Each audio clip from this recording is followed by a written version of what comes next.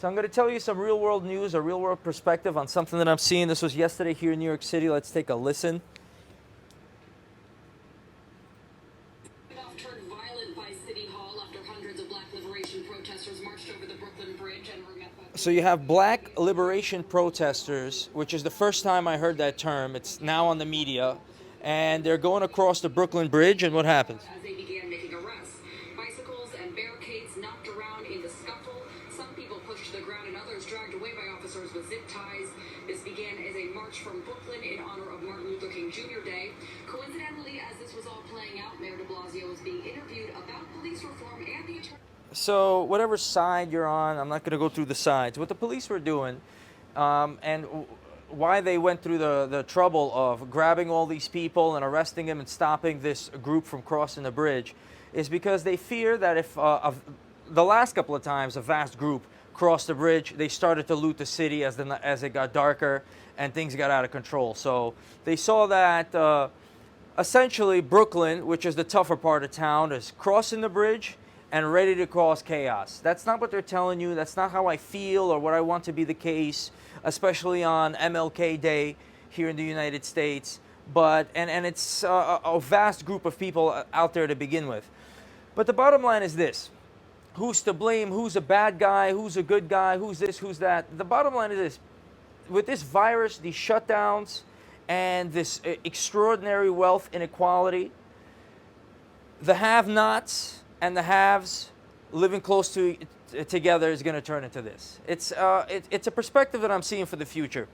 And I'll tell you why. As capital is being printed in this country, when we went off the gold reserve, which is something I talk about in my gold seminars and things like that, and why I think it's important, because they went off the gold reserve, and it's okay, it's cool, you got off the gold reserve, but then what gold really does is it keeps track of the money. Right? You can't just make it out of thin air. And ever since that happened, they started making it out of thin air. And they realized when we make money out of thin air, let's put it in our own pockets. They own the stocks. They pump the money through the economy. They pump it whatever, and equities go up. They made a ton of money in the 90s. They made a ton of money now. And the rich got richer. In fact, the Forbes 400 have about 2.4 or probably more this year. By now it's probably close to $4 trillion worth of wealth. 400 people, $4 trillion worth of wealth. You think about that. And what that comes down to is and someone's net worth is 20 bucks, living next to somebody that's worth in the millions and the billions. It's going to have a society that's going to turn on itself. It happened in communist China. You know, the have-nots finally rose up. They said anything is better than this. And they were right. Communism, as bad as it was better than what they had. In Russia, communism was a nightmare. I came from a communist country. I came from the Soviet Union that collapsed. But if you were a peasant in the fields and the Tsar was in there ballroom dancing with Fabergé eggs, if you were a have, it was great. If you were a have-not, it sucked. And people flip the table over when the game doesn't go their way, when they feel like the game is unfair, right? If you're playing a game of chess against somebody and you're losing fairly, you're all right. But if you're losing and he's stealing pieces and doing this and that, what do? You flip the table over. And society is ready to flip the table over wealth and equality. That's what you saw. This is a liberal city, and they had a half a mind to stop the people from or defund the police or what have you. But that's not what happened, because the mayor already knows. If the have-nots cross that bridge, they're going to wreak havoc downtown in a protest. People are waiting for some sort of a shooting or some tragedy to happen so they could tear the city apart. And I feel their pain, because I have to make money and I have to go through this process. I came to this country with nothing. I saw the kids in the classroom with lunch boxes and light-up sneakers, and I didn't have anything. And you have a thirst for money, and you know, you get in trouble as a kid because you don't understand what position you are in a society, and you feel like you're at the bottom.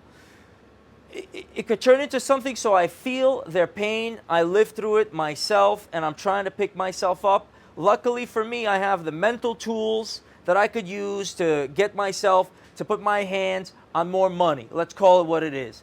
People who don't have that, or people who are in troubled situations, this is what happens. And if you don't want a society to destroy itself, you got to share, right? You got to share what you have. And all the billionaires out there, if they took 10% of their wealth and invested it into Brooklyn, all the billionaires in Manhattan, nobody would be crossing that bridge, and everything would be peaceful and beautiful. But people are greedy, and that's why we have a world that's crumbling, okay? That's not a perspective you're going to hear on the news. They're going to tell you a bunch of bullshit.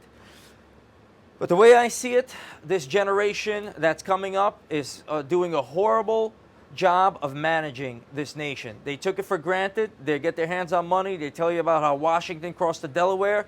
They do nothing. They print money, and the whole society crumbles. They never want to take on the real challenges.